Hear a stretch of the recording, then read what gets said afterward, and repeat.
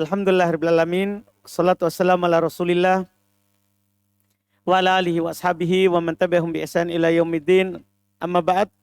Kita lanjut lagi. Alhamdulillah hari ini pertemuan kedua di kitab pengenalan ilmu sharaf. Kita masih di pendahuluan. Pendahuluan pengenalan ilmu sharaf. Masuk pendahuluan ketiga, timbangan sharaf. Seorang kalau belajar tasrif atau belajar sharaf, maka tidak pernah akan keluar dari yang namanya timbangan. Karena sharaf ini adalah jalan cepat untuk menghafal kosakata dalam bahasa Arab, maka caranya adalah kita mengenal timbangannya. Jadi orang Arab kalau berbicara itu ada polanya. Setiap kata yang dia bicarakan pasti ada polanya. Kalau kita menghafal kosakatanya sangat banyak, tapi jalan cepatnya adalah menghafal pola dari ucapan orang Arab. Nah, inilah sharaf. Inilah sharaf. Iya. Sebelum kita lebih jauh terkait dengan kosakatanya, maka kita harus mengenal timbangannya. Iya. Timbangan sharaf. Dalam menimbang kata bahasa Arab, seorang harus memperhatikan tiga perkara. Jadi setiap nanti antum mau menimbang kata bahasa Arab, maka perhatikan tiga perkara. Pertama, harokat dan sukun-sukunnya. Itu harus diperhatikan. Yang kedua, huruf yang dikedepankan atau yang diakhirkan. Kadang walaupun ini sedikit, bahkan ulama bahasa mengatakan ini hanya terjadi pada anak kecil, orang-orang yang baru belajar bicara. Kadang dia terbalik hurufnya. Iya. Tapi karena ini terjadi, maka mereka masukkan dalam hal yang harus diperhatikan. Jadi harus memperhatikan kata-kata, huruf yang dikedepankan atau yang diakhirkan. Yang ketiga, dia memperhatikan bangunan asal dan tambahan-tambahannya. Ini nanti dalam menimbang. Ketika kita ingin menimbang sebuah kata, apa timbangannya ini kata? Maka tidak akan mungkin kita bisa menimbang kalau kita tidak memperhatikan dulu tiga ini.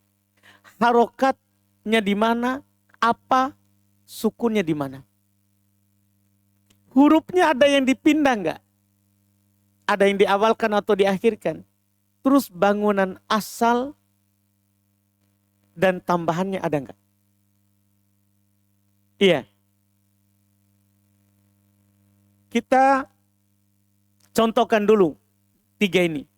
Misalnya ada kata yang kita sudah dengar tadi di nahwu juga, kataba. Ini kata kataba. Iya. Ini kata kalau kita mau menimbangnya, maka kita harus perhatikan dulu apakah hurufnya semua berharokat atau ada yang disukun. Dipahamkan? Itu perhatian pertama.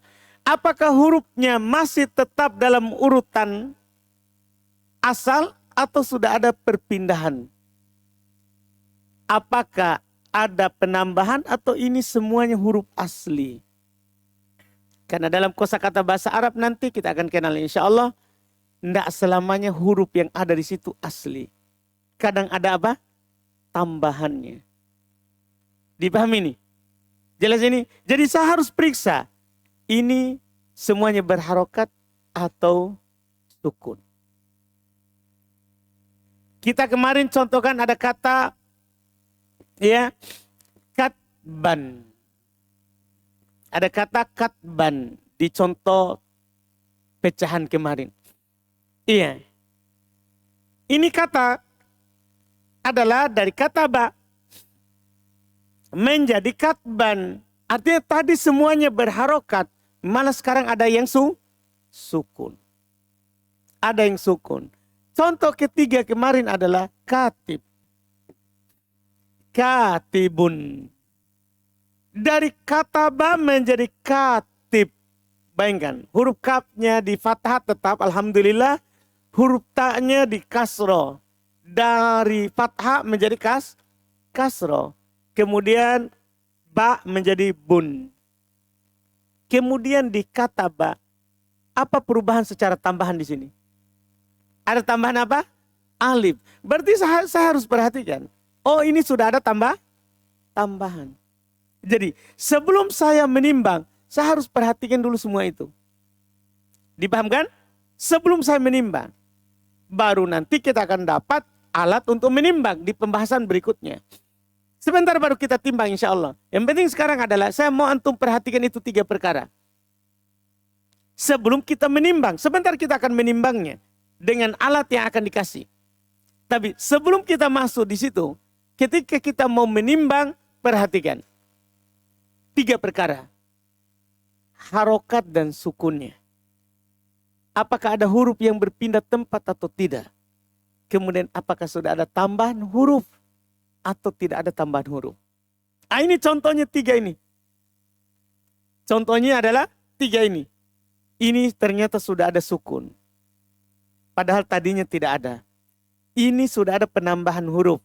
Dan ada perubahan harokat. Inilah kenapa kita harus perhatikan harokat. Karena harokat bisa berubah. Tadi fathah menjadi kasroh. Tadi fathah menjadi domma. Paham kan? Kemudian hurufnya tidak ada alif. Sekarang ada apa? Alif. Itu diperhatikan semuanya.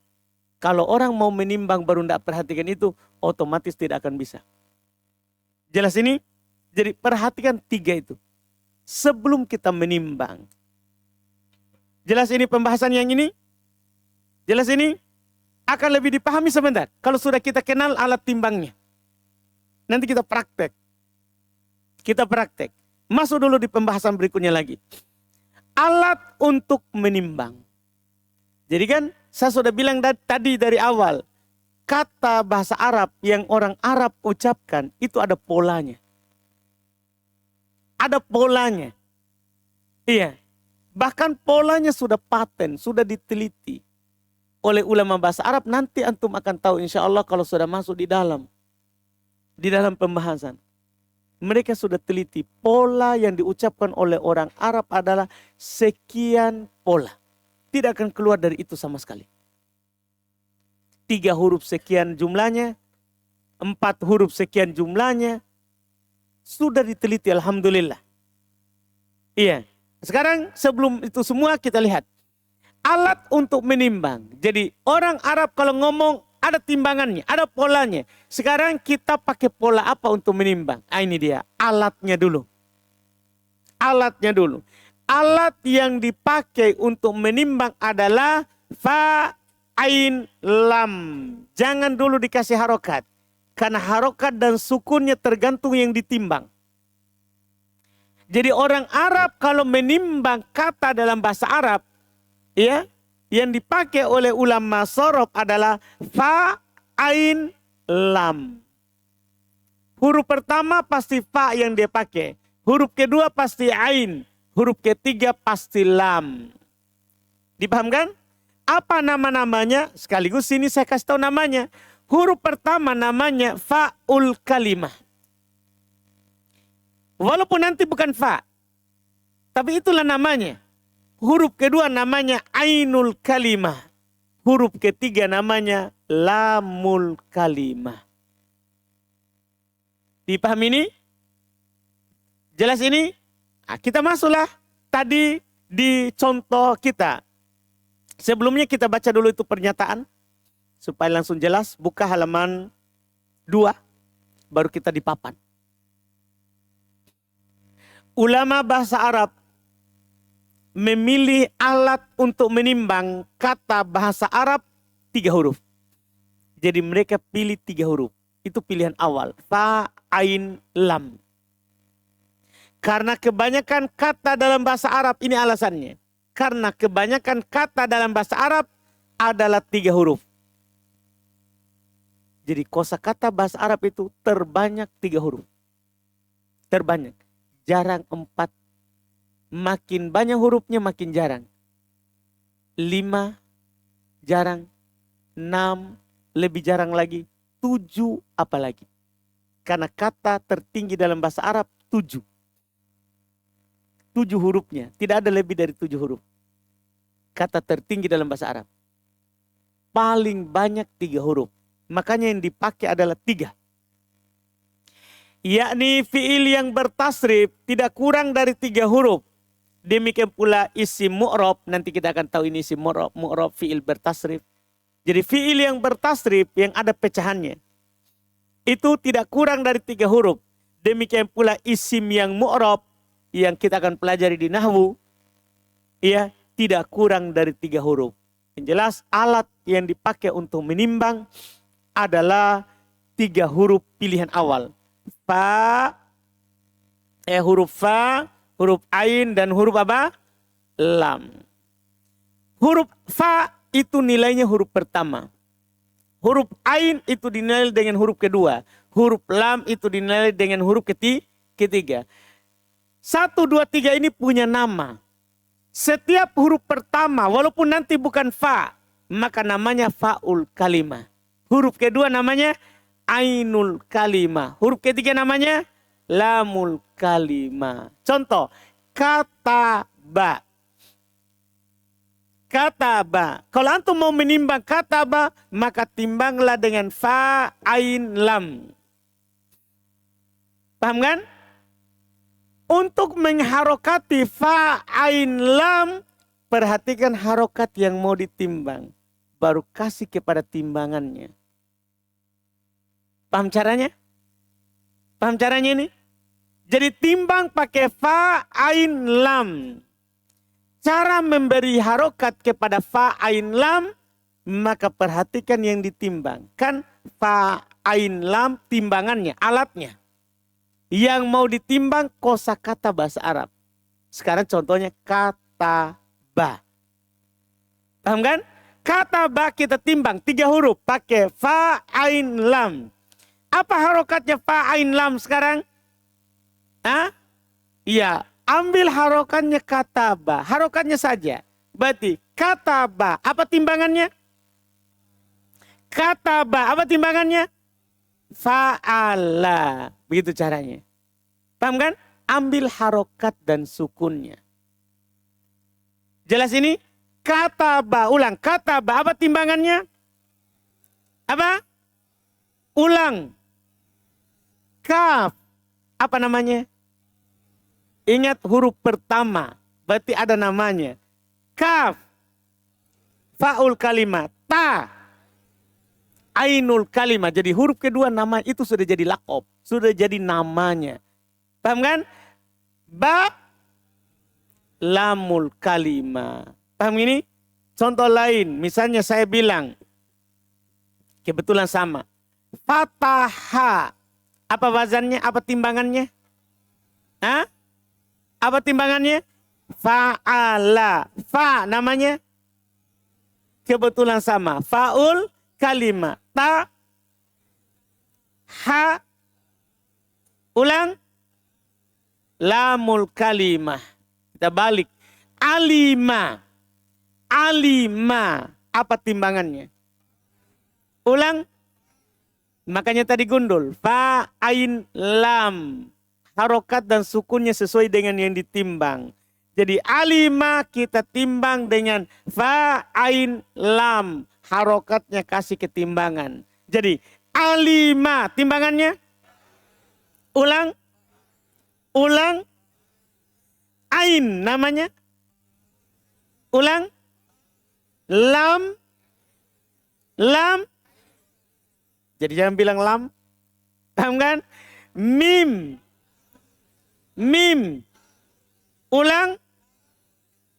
Jelas berarti ini? Kita bilang lagi misalnya. Ya. Hasuna. Timbang dengan fa, ain, lam. Apa timbangannya itu hasuna?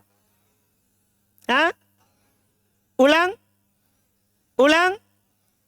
Fa'ula. Itulah kenapa kita harus perhatikan harokat dulu. Supaya timbangannya kasih harokatnya. Jadi bukan timbangan yang mau dihafal. Timbangan itu gampang. Cari dulu yang mau ditimbang. baru timbangan. Fa hasuna timbangannya apa tadi? Faula. Nun. Nun. Apa? Apa? Ha. Sin. Jadi mau ditunjuk apapun tetap namanya begitu. Anda paham ini? Jelas ini? Jelas ini? Coba. Katban. Timbangannya tadi sama. Fa, ain, lam. Jadi. Katban. Apa timbangannya? Apa? Ulang. Apa? Fa'lan. Kasih harokat dan sukunnya. Berikan harokat dan sukunnya. Fa'lan. Berarti kaf. Namanya. Ba.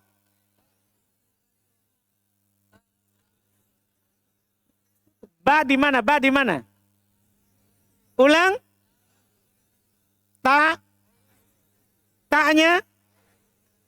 Apa? Lumayan.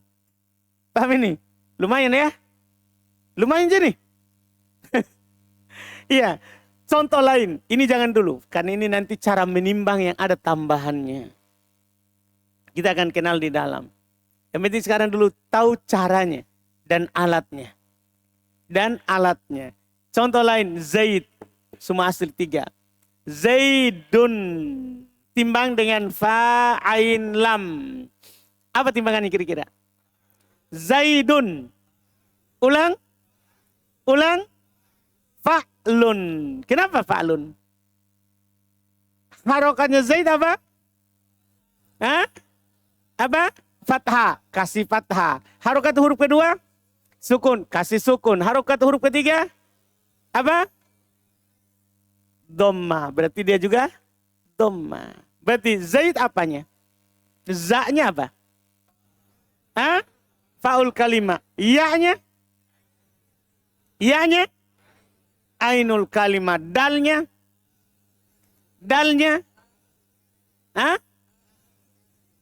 Itu semua masih kata biasa. Kalau saya bilang daiz. Tadi ada teman kita mau kasih nama anaknya. Nah, daiz. Ini masalah.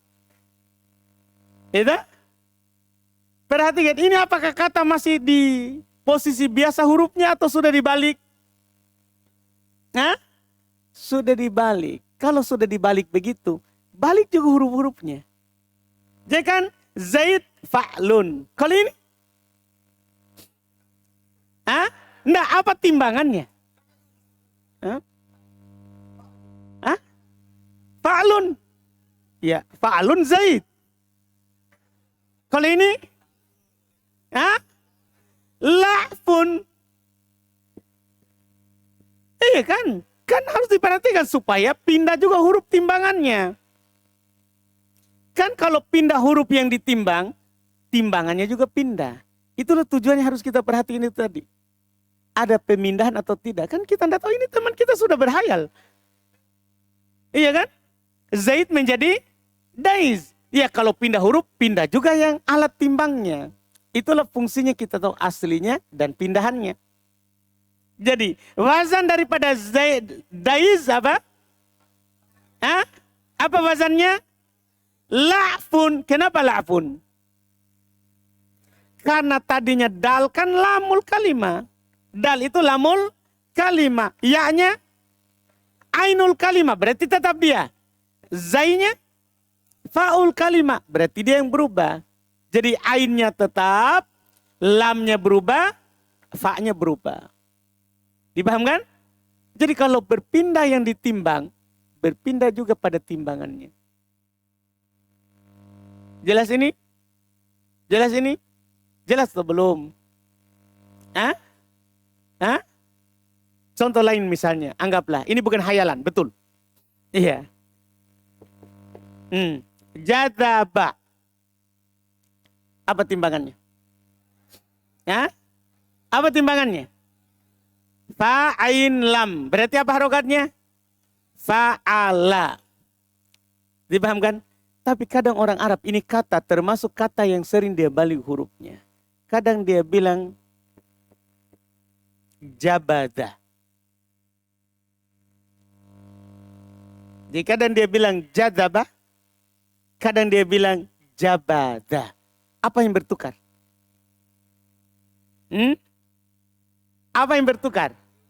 Ain dan lam. Sekarang jadaba, apa timbangannya? Apa timbangannya? Fa'ala. Kalau jabada, apa? Ini dia timbangannya fala'a. Bertukar lamnya sama ainnya. Dipahami nih? Paham atau belum? Itulah kenapa harus kita perhatikan yang ditimbang. Jangan fokus timbangan. Timbangan gampang dihafal. Fa, ain, lam. Iya. Lihat dulu yang ditimbang. Jelas ini? Sudah jelas? Atau belum?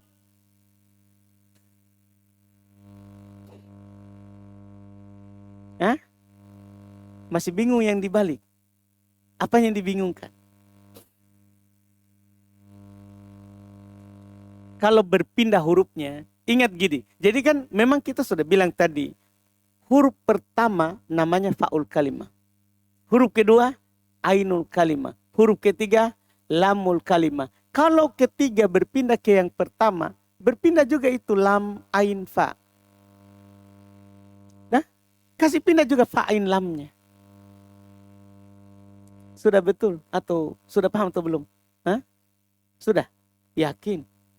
Masa cepat sekali? Hah? Nah, ada lagi? Nggak, sorop ini masalah. Nggak boleh kita cepat-cepat. Bisa-bisa saraf kita.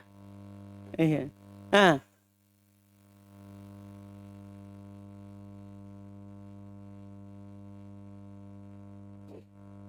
Baik. Bagaimana diketahui kalau pada kata itu dibalik dari aslinya. Kata mereka kembali ke kamus. Dipahamkan? Kalau kita belum hafal. Tapi kalau kita sudah hafal, langsung tahu. Kan ini kan terjadinya jarang terjadi. Dipahamkan? Misalnya kita hafal hurufnya adalah kata dalam bahasa Arab khoroja. Khoroja. Apa timbangannya? Fa'ala. Begitu. Tiba-tiba ada orang tukar hurufnya. Khoroja menjadi apa? Pokoknya terserah untuk balik-balik. Menjadi khojaro. Dan saya pernah ada di pengarang kitab Tatbik Sorpi, dia bilang ini hanya terjadi pada anak kecil. Tidak terjadi sama antum.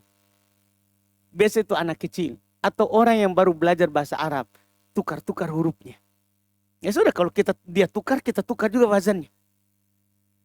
Dipahamkan? Khoroja kita sudah hafal khoroja. Tiba-tiba ada orang yang membalik hurufnya. Jadi kita tahu dari ucapannya yang salah. Paham saudara? Kembali kalau kita belum tahu kosakatanya, paling pokok kembali ke kamus. Kembali ke kamus. Karena sekarang ini untuk musafahah, untuk langsung mendengar orang Arab, susah. Yang paling penting adalah, paling inti adalah kembali ke kamus. Di kamus itu diterangkan. Di kamus itu diterangkan. Ini sudah ditukar. Ada lagi? Bertanya? Silakan.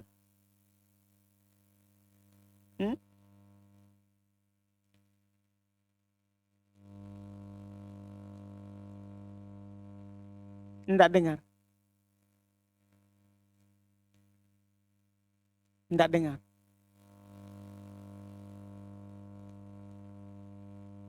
Untuk apa menimbang? Supaya mudah dihafal. Saya sudah bilang dari awal tuh, cara cepat. Menghafal kosakata bahasa Arab adalah menghafal polanya. Contohnya sederhana saja. Saya kasih tahu saja contoh ini. Ulama bahasa Arab telah meneliti. Kalau ada kata bahasa Arab berupa kata kerja, fi'il. Ya, kita akan pelajari juga nanti di Nahwu. Tapi di nahwu hanya nama dan ciri. Tapi di sorof dikasih tahu. Kalau ada kata kerja fi'il dalam bahasa Arab dan jumlah hurufnya adalah 3, maka tidak akan keluar dari 3 pola. Ini contoh saja ini kan antum sudah mau sekali tahu. Iya. Huruf pertamanya itu tidak ada fi'il yang tidak di fathah. Tidak ada. Huruf terakhirnya juga di fathah. Huruf keduanya itu ainul kalimah hanya ada di fathah, kasroh, dhammah. Tidak ada di sukun. Anda? Setelah saya tahu ini, kalau dia tuh huruf pasti fa'ala, fa'ila, fa'ula. Artinya saya dapat gundul. Saya dapat gundul ini. Saya tahu ini adalah fi'il. Maka saya hanya bisa, pas ini ka. Pas ini ba. Sisa sekarang saya harokati ta atau ti atau tu. Tidak akan pernah keluar dari itu. Itulah fungsinya hafal pola. Semua kata 3 huruf. Ini gundul. Ini gundul. Paham dah? Maka dengan mengetahui pola dalam bahasa Arab. Kalau dia 3 huruf pasti fa'ala, fa'ila, fa'ula. Maka ini pasti kho, ini pasti ja, ini pasti ha, ini pasti na. Tinggal, oh ini fathah. Khoroja. Ini juga tadi. Ini pasti fathah, ini pasti fathah. Sisa huruf kedua. Oh ternyata di kasro. Berarti alima. Ini di doma. Berarti hasuna. Tidak keluar dari 3 itu. Kalau 3 huruf. 3 huruf. Itulah fungsinya antum tahu pola. Oh kalau 3 huruf tidak akan pernah dari ini. Paham fungsinya tahu pola? Atau belum? Apa? Suaranya Masya Allah. Hah? Sudah, dia saja. Latihan angka suaramu. Gimana caranya kau khutbah di atas? Gimana orang dengar di bawah? Kasih keras suaramu. Apa? Pilek. Orang ngomong pakai suara bukan hidung. Paham kan? Ada lagi.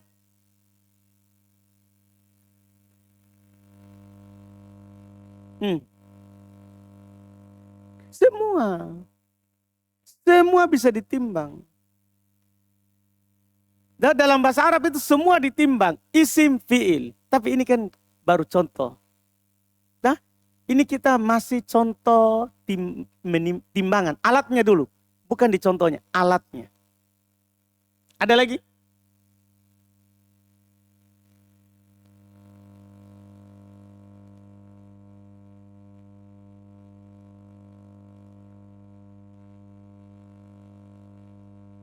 Kalau sudah pindah, kan kita bilang ini, jadaba, jadaba, faul kalimah, ainul kalimah, lamul kalimah. Sini sudah bergeser. Berarti jimnya ini faul kalimah, ba-nya lamul kalimah, da-nya ainul kalimah. Jadi namanya juga pindah.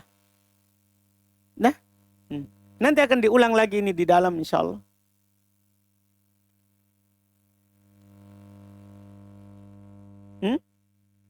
Tetap. Artinya tetap sama. Cuman kesalahan dari yang mengucapkannya. Nah, kita menimbang, ikuti yang dia ucapkan. Ya kan? Tetap, ini maknanya tetap sama. Anda? Ada lagi? Nah, ini dihafal. Supaya nanti setelahnya baru kita fokus ke cara menimbang. Besok lagi insya Allah. Ini sorof harus pelan-pelan ya. Pokoknya tidak boleh lewat kalau tidak mengerti. Besok kita masuk di caranya. Itu kan tadi sudah ada gambaran sedikit. Tapi itu baru 3 huruf. Baru kalau kita timbang 3 huruf. Nanti ada cara menimbang. Bagaimana kalau sudah jadi 4 huruf? Bagaimana kalau sudah ada 5 huruf? Bagaimana kalau sudah ada penambahan? Dan bagaimana kalau ada pengurangan? Itu nanti besok. Paham kan? Yang penting sekarang adalah antum ulang. Oh ternyata kalau saya mau menimbang harus saya perhatikan ininya. Terus alatnya adalah fa, ain, lam. Supaya besok insya Allah kita masuk di caranya. Walaupun tadi sudah ada caranya, tapi masih 3 huruf itu. Mudah itu. Insya Allah nanti akan dilanjutkan. Kita cukupkan dulu. Alhamdulillah. Subhanak hamdik. Asyhadu an la ilaha illa anta.